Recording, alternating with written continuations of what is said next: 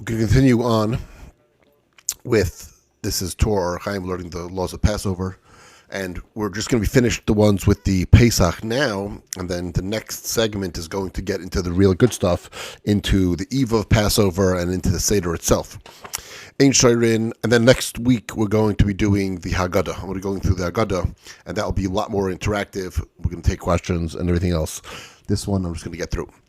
Ein Shairin, Hamur son Alatarnagailos, one of my not so brand for chickens. People used to have animals, and if you do have animals, you live on a farm, or if you live in the country, any sort of animal, you have a dog, you should know about having chametz on Pesach regarding feeding your animals. Aval, Chaltin, Perush, Bereischin, Shaz, Enoi Maskin, but one may scald it, meaning with boiling water, since then it does not become chametz. The Hagoinim Osru call Chalitas with the previous lael, and the Goinim forbade any scalding as above, anything mixed with water. Kasav Bal Iter on the bottom of the road. Kasav Harav Habavli, according to the Talmud Bavli, it's permitted to knead bran or flour for chickens.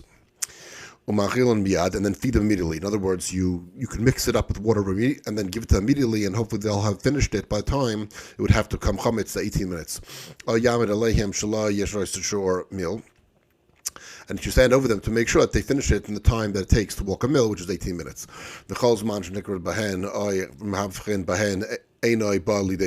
long as they peck and they turn it over, then it's not becoming chametz.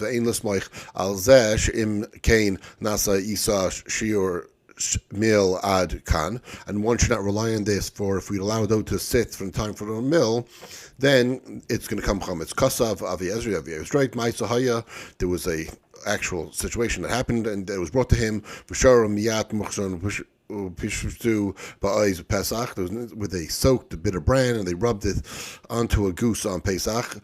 V'asar Abba Mari call her ha'ayz, and his father forbade the entire goose. Mishom the isbei be'ayrai spiritual part say, because the skin may have cracked, and the chametz may be in the crack to the skin, and that was not good.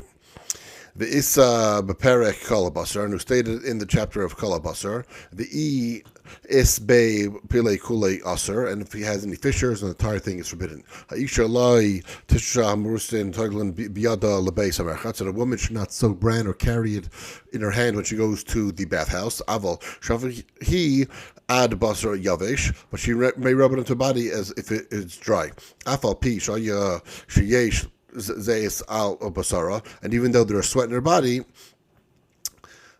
the sweat einai machmetzas does not cause the leavening. What's interesting is that now we have like Pert Plus and Panty Provine and all the other things where they have the herbs and all that stuff in the shampoos. You should know it's not a new thing. They used to use herbs way back when to go ahead and for remedies, for better skin, to clean the bodies, whatever it was. Probably to help with the moisturizing of the skin. Anyway, whatever they used it for, clearly herbs and grains and stuff have been used way back when. This is written in the 1200s. Uvad Shazar Heitev Shetavir Kal Hamrusin Kaidem Shnitras Bamayim Adkan, and provided that she's very careful to remove the bran when she's going to actually wash in water. This is the Rabbi Yen. It says Haidna Ein Nashin Bekiya. And these days now we're not experts in it. You should not do this. Rub grains on their body, even if it's dry, because we don't know what sweat is going to make it leaven, not going to make leaven. She's going to go into bath, not going to bath. Better not to deal with grains and flours and everything on Pesach altogether. Now we're up to Simin Tuf Samach Vav. This is 466. Lo yalais adam chitin vitain al gabe makasai. One should not chew wheat and place it on his wound. Bifnei shehein machmitzin sharaik machmitz, because he is leaven. The saliva will cause it to become chametz. Ad kana noisan siren, and therefore, one who gives barley siren lebehema to his behema, masay behem rech tzarech l'raram, and he finds saliva, and then he must destroy them. Kasav, Rabbi Eliezer, may garmiza, and Eliezer from garmiza, which is worms. He says Sack molach kamach shnosan eitzal lachaim of nichlas mizar chaimetz machmitz. A sack full of flour was placed next to the wall, which became moist from the wall's condensation, becomes chametz. Hilkach im nafal mayim al kemach. If water fell onto flour, or your sack became hazak yaraka became moist like kemach v'shar mutter. Then he sits in the flour, and he sifts the flour, takes out that the wet part. The ones that fall through is dry. The ones that get stuck in the sift is wet, and then the rest of it is fine. V'im me'at shaleg oy mayim nafal al yagam havlin v'yikach musaynim. And if a small amount of snow or water fell on grain, he should scrape it away, the top kernels, and use from the bottom. These days, I think they would get rid of all of it. Sak sheyesh by kemach v'yoshu alav taragolov v'sal chalchalal moitzam einoi machmitz. The sack containing flour upon which chicken sat and it became moist from the droppings does not become leaven. Good to know. However, you should sift the dough, and the rest is permitted. I think you should sift the dough anyway, because quite frankly, yeah, it's gross. Basar yavesh, dried meat, shemzia b'shas hagshamim, that sweats during the rainy season, machmitz mamayim hudach by, becomes chametz due to the water which it's rinsed. Chalav shnisvach al gabe chitin, milk that was spilled over grains. Enoi machmitz de choshesh we are up to Taf Samach Zayin.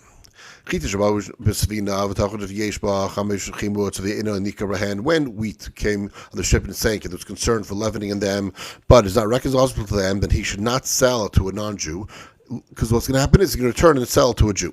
Since the chametz is not recognizable, rather, what he should do is sell to a Jew little by little, in a way that it can be eaten before Pesach.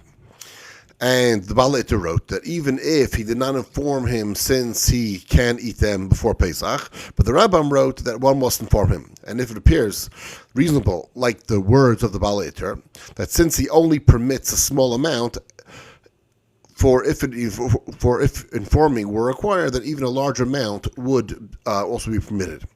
There are those who say that likewise, that if a non-Jew, that he may sell also little by little, that provided that it was eaten before Pesach, but then we forbid selling to non-Jew in a large quantity at once, because he's concerned that he may return it and sell it to a Jew. But if we know that he's not going to sell it back to a Jew, the chametz is not going to be eaten, but it's not going to be owned by a Jew before Pesach, and then it's fine.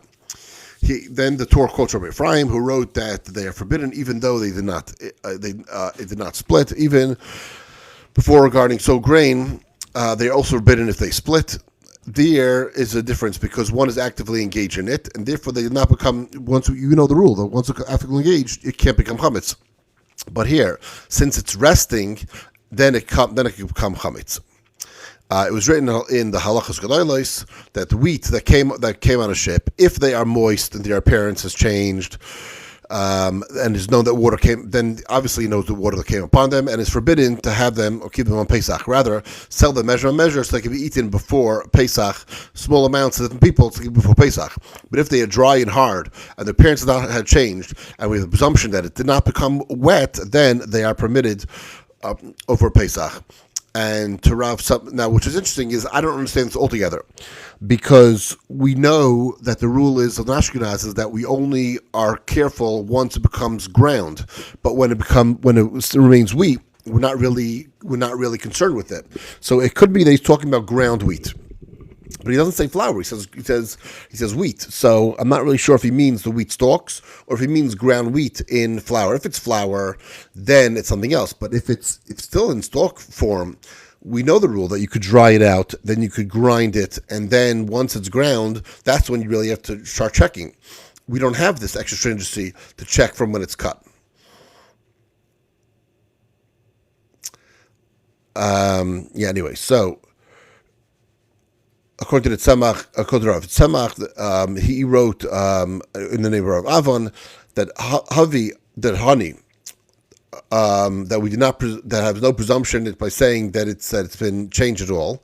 So then, regarding soaking wheat or barley, if they split, then they forbid. Oh, I see. So it is talking about the kernels.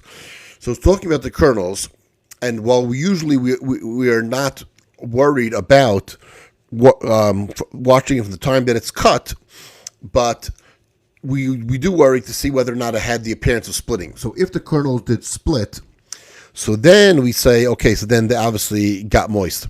But if they're not split, then it's fine. When we say that we only watch it from the time that it's ground, the presumption is it's cut, it's brought, and it doesn't get wet in between. But again, that's almost like watching it from the time that it's cut. So I don't understand if it's shmir from tchina, if it's shmir from grinding, then don't worry about it, what happened before.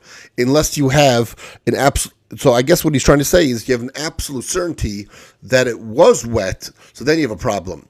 But regular grain, let's say you come to a storehouse and they deliver a grain and they just pour it their kernels and now you're going to grind it. The assumption is that it was not wet. So shmira mishas ktsira, watching from the time of cutting, there is no presumption. So if you, let's say, go to get delivered wheat and no one watched it, you could automatically presume it might have got wet and you can't use it. Whereas Ashkenaz is that we only do it from the time of grinding. So if you get a delivery of wheat and there's no presumption at all that it specifically that it got wet, so we assume that then it remained dry, and then we only watch it then from the time of grinding. Okay, I think that's how we reconcile these laws. Regarding soaked wheat or barley, if they split, they're forbidden. And according to our Okva, that's what you said. If they split, they're forbidden. He does not mean literally split. Rather, they are close to splitting. They have the appearance they might be split, such as a place in the mouth in the wine barrel, and they would split with just having the ear of the wine. And some have a reading that in the mouth of a roasting vessel, which is the vessel that's used to roast grains of fire. If you put it near heat and all of a sudden it opens up, we know that I got moist. And Shmuel says that they're forbidden unless they actually split. And the Rif wrote that he rules like Shmuel and Okva says he rules, and some rule like Mar Okva, even though he's much more stringent. That's what he quotes from the Gemara. Now he brings his laws that he derives from there, and this applies when eating them as they are. But if they're found in a cooked dish and they did not actually split, since the prohibition is even a tiny amount is rabbinic, we did not forbid the dish unless it actually split. We say that it's only a small amount and it's only rabbinic, and therefore it's nullified in the dish. It is written in the Sefer Akeach, and we should say that if I'm afraid that that my colleagues at the wheat upon which dripping water fell and they split and they dried again and the splitting is not recognizable, there is room to argue the matter both for prohibition and for permissibility. And he elaborated on it and he inclined toward permitting it, but he did not wish to rely on his own words to permit it for himself. So therefore, he ruled that he said it should be permitted, but let's be more stringent. Let's stay away from it because we're not sure. Now, of course, we always know the rule is. The rule is you're not supposed to make things that are allowed, not allowed. And you obviously can't make things that are not allowed. But when there's doubt, that's when you're able to have this room to make things prohibited. And if a grain of wheat is found in a dough or in baked matzah, so that the Rosh wrote that is permitted even if it was split. For even if it was split, it's not fully chametz yet, but only close to becoming chametz. And Rabbi Yossi wrote that soaking them in vinegar, the vinegar constricts them, and it is known that wheat is hard and does not become chametz as quickly as dough, right? And if it's not ground, it doesn't come chametz nearly as quickly. And since dough did not become chametz, certainly the wheat did not.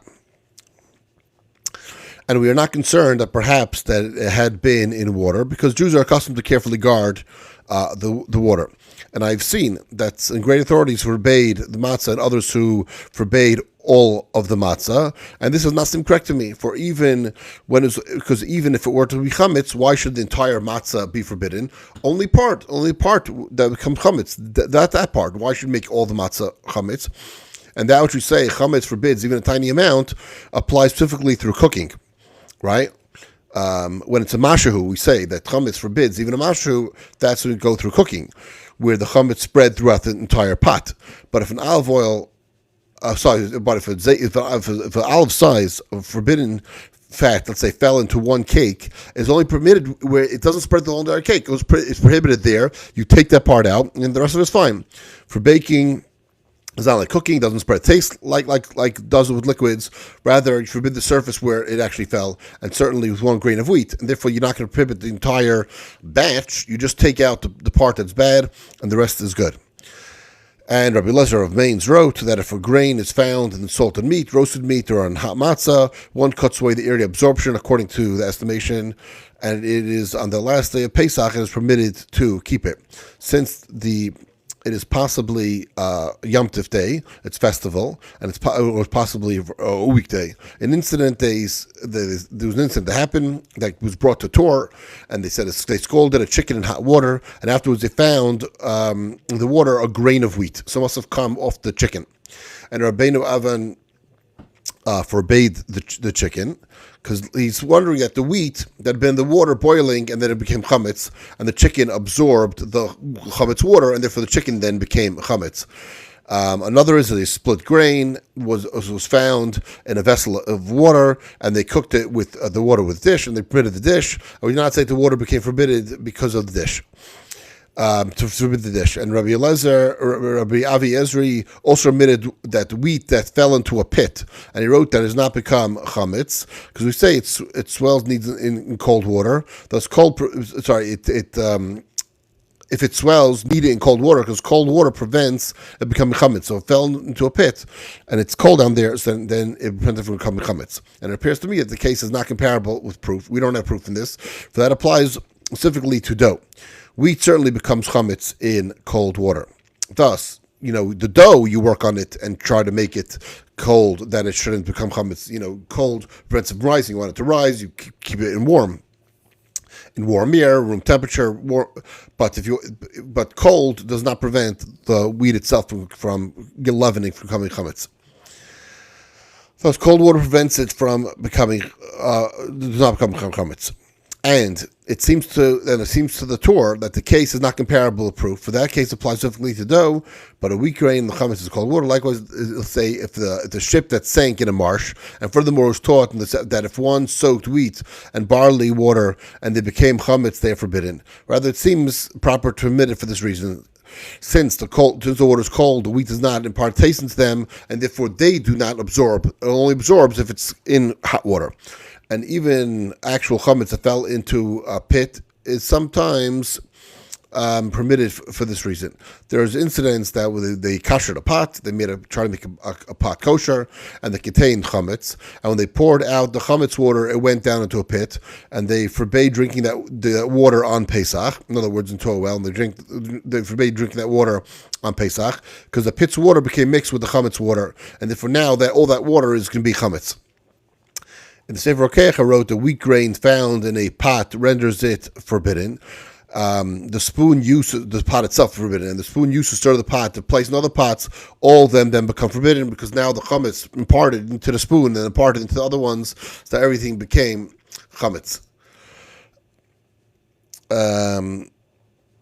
And further, he wrote, a wheat grain found in salted chicken, and other chickens were salted together with it. So then the one upon which was found is forbidden, because the wheat softened and the chametz is forbidden even in the smallest amount. But the others are permitted.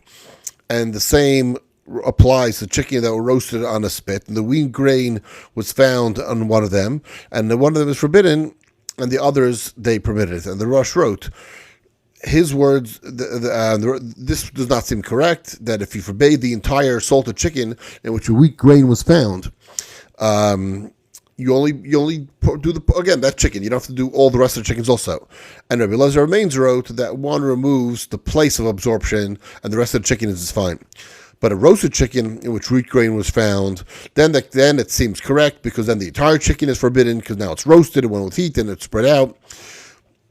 Because when the spit is turned, the taste spreads throughout the entire chicken, so the chametz goes throughout the entire chicken.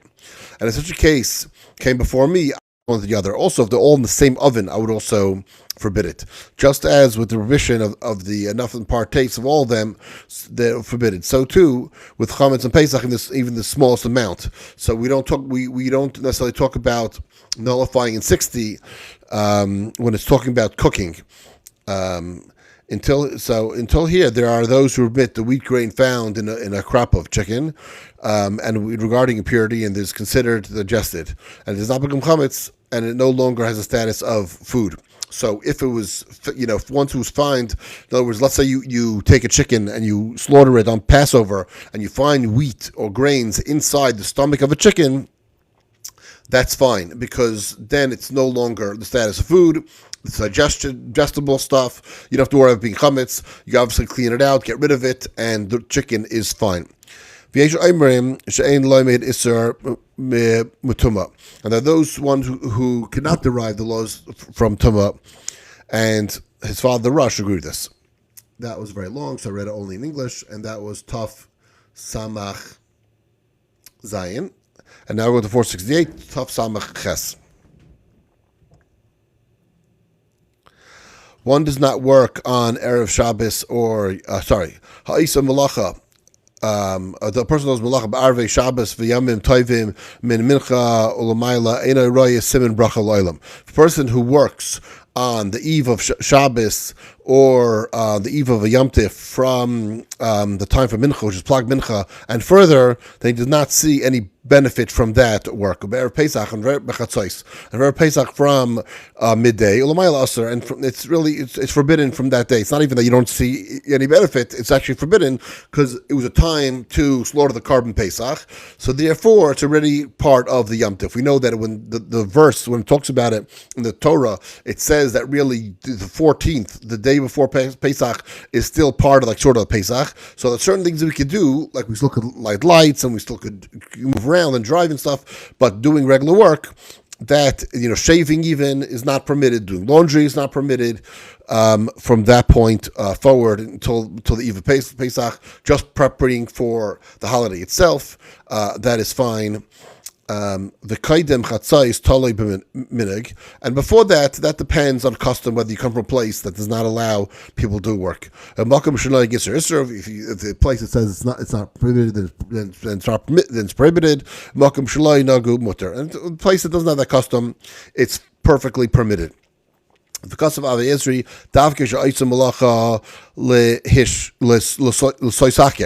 and he says specifically to work that earns someone money. Aval misakein who kelev l'Shabbos v'yom, but to fix things for Shabbos. In other words, to do things for the preparation of the holiday itself.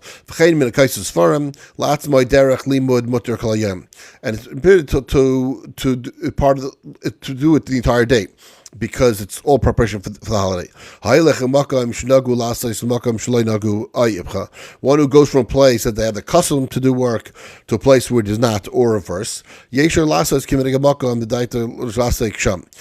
according to the custom of the place where he intends to settle. If he intends to settle in the place, that he's coming to, then he goes to then he gets to the place, whether it's for lenient or for strict. And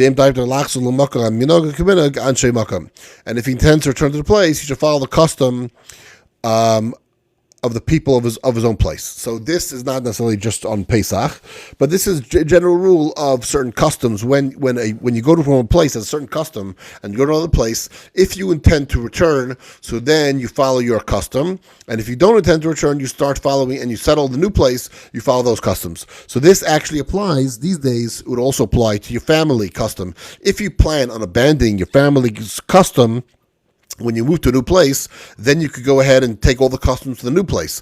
But if you're not going to abandon your family's custom, even if you move to a new place, you're going to take your customs with us. And that's why so many places have so many different customs, because we all take our family's customs with us, and we don't plan on abandoning them. So therefore, we all do what we continue to do. And we could talk a different time whether or not this actually applies in regards to keeping 2-day holiday in Eretz Yisrael, in Israel, when a person from outside of Eretz Yisrael goes to visit the holidays of Israel, whether you should take the 2-day Yom Tif from his own place or take the 1-day Yom from there, and we can discuss it a different time. But in short, he will do 1-day Yom Tif, because this does not apply. Because there's a custom to have 2-day Yom Tif is not a custom of a place that he's intending to return. In other words, yes, he intends to keep all the customs of the place he returns to. However, the custom is completely hinged upon. It completely hinges upon the fact that it's outside of Israel, not the place. In other words, the custom is that we have a custom that, and in other words, the people in Eretz Yisrael also have that custom. In other words, the custom really is that if you're in Eretz Yisrael, if you're in Israel for the holiday, you keep 1 day, and if you're out of Israel, then you'll keep 2 days. Even people who live full time in Israel, when they go to outside of Israel, they should also keep 2 days, because they also should have the custom that when it's outside of Israel, it's 2 days, and in other words, the custom is not something that you got from your place you live. That only Brooklyn has 2. It's not that Brooklyn has the custom of having 2 days. Brooklyn has the custom of having 2 days in Brooklyn, but does not have the custom of having 2 days in Eretz Yisrael. Anyway, all right, I digress. Let's keep going. Almost finished this. V'yesh milei b'tzina. This also applies in private. Shaloi b'fnei anshe hamakom, not in the presence of the people of the place. Asher basham, that are there. Aval b'fnim. B'fneihem, before those people, im yesh lachosh lachalekis, if it's a concern for a dispute, im yashne minig yanig minig anshe makayim v'nig and kaminig. If you would defer from their custom, he would he should abandon his own custom and follow theirs. Afilu nagul hakel kol shekain im nagul lachmir. Even if they are lenient, and certainly if they're stringent, then he should be stringent also. But if they're lenient, he also could be lenient if they're going to make a problem in the place. And this is like Lois is going to do. Even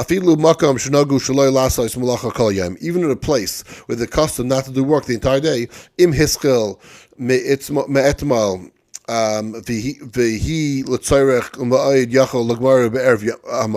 If he began for the previous day and it is a need for the festival, then he finish it on the eve of the festival. And the Rabbi Yitzchak wrote, "Afilu la'achar chatzos," even after chatzos, and the Rosh wrote, "Kasav davka ad chatzos," only until chatzos. Ve'im eino l'tzarech hamayid, and if it's not for the holiday, afilu im hiskil ba. If he started me'etma lo yigmer, if he does not finish it, the place has a stringency not to work.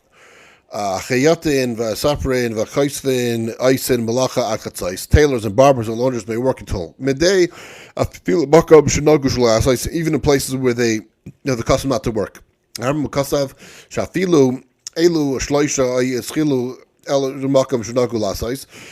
in a place that begins to work in a place where customs permit it, Bashar Umanais and other traders, tradesmen, Sha'anu Imrim Imiskel Me'etmal Garman Chatzais, where they say that if you began the previous day, you may finish until midday.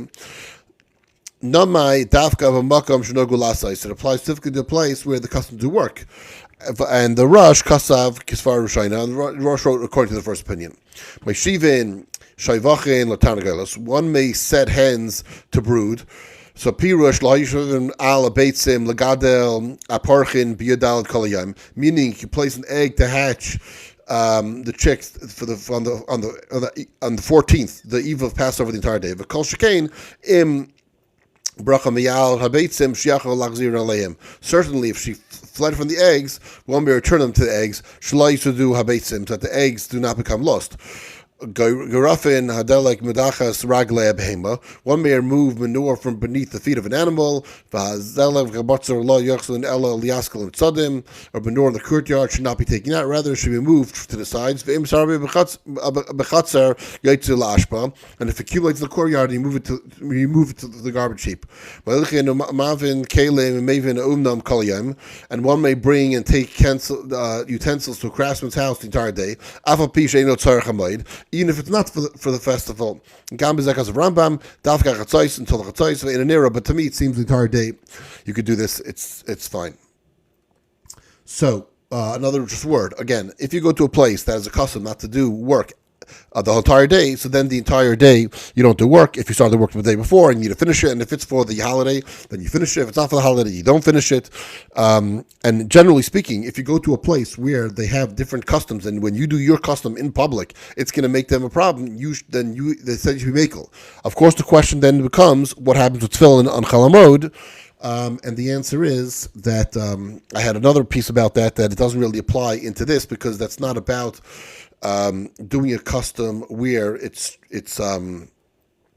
It's something that would make a rift between people, because even if they do not wear tefillin, so you are allowed to be machmer and to wear tefillin. If you do wear tefillin, really you should technically wear tefillin also, but people don't really care if you don't wear tefillin. Matter of fact, the Mishnah Berurah says that if you go to a place where they wear tefillin and you do not, you actually should put on tefillin without making a blessing. But if you wear tefillin and you go to a place that does not have tefillin, technically everyone else should put on tefillin while you're putting on tefillin, because there should be achdos. So in other words, tefillin, doing a mitzvah is not something. We're talking about when you want to go somewhere and do malacha work, that's something. Okay, we don't do work here, so you can't do work. Fine. But if it's a mitzvah, I have a mitzvah to put on tefillin, you can't tell someone not to put a mitzvah on because of a minhag. A minhag does not override a mitzvah, that's for sure. All right, anyway, 469, tough samach test is the last one for today. It's a short one. Asr Leimer. Basar zeh lePesach. It is forbidden to say this meat is for Pesach. Because it